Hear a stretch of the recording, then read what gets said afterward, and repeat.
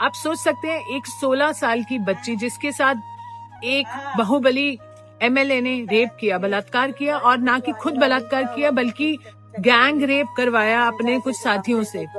और हम कौन सी दुनिया में, हमें लगता है कि ये हो गया। नहीं, आगे सुनिए। उसकी जब पिता ने रिपोर्ट कराने की कोशिश की, पुलिस कस्टडी में बहुत बुरी तरह से टॉर्चर करते हुए, जो आप फिल्मों में देखते हैं उतने ही से ज्यादा टॉर्चर करते हुए उसके पिता की पुलिस कस्टडी में हत्या कर दी गई।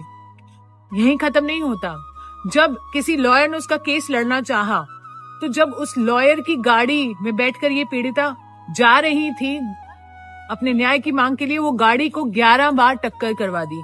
11 बार टक्कर खाने से उस गाड़ी में बैठे 4 सदस्य थे, जिसमें से 3 की ऑन स्पॉट डेथ हो गई, लॉयर की, इसकी मासी की, इसकी बुआ की, और ये बच्ची बच गई। आपकी रूह कांप उठेगी। और ये बच्ची कैसे बची है, मैंने इसको अस्पताल में तब देखा है जब ये क्रिटिकल केयर में थी 7 साल पहले, और उठ नहीं पा रही थी, वेंटिलेटर पर थी। 6 महीने जब वो उस वेंटिलेटर आईसीयू में रही, उसके बाद उसने अपनी हिम्मत जुटाई और अपना केस लड़ना चाहा। उस मुजरिम को उम्र कैद की सजा हुई। इतना कुछ खोया इस बच्ची ने।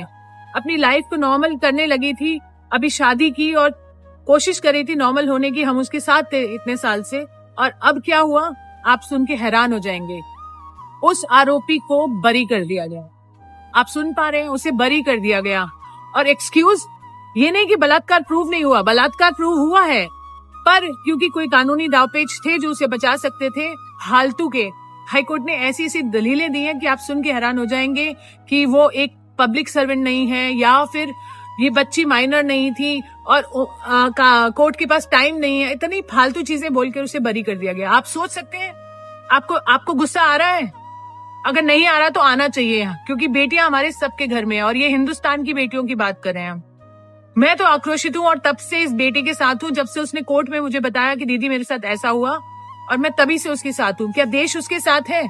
अगर नहीं है तो आप मर चुके हैं, अगर है तो आप सपोर्ट कीजिए, क्योंकि मुझे मालूम है ठंड का समय है, लोग नहीं आ सकते प्रोटेस्ट के लिए। अगर आप नहीं आना चाहते तो नहीं आइए, कोई बात नहीं, कम से कम वीडियो शेयर कीजिए, लोगों को जगाइए और बताइए कि ऐसी दरिंदगी हमारे देश में हो रही है और अपने बेटियों के साथ भी हो सकती है।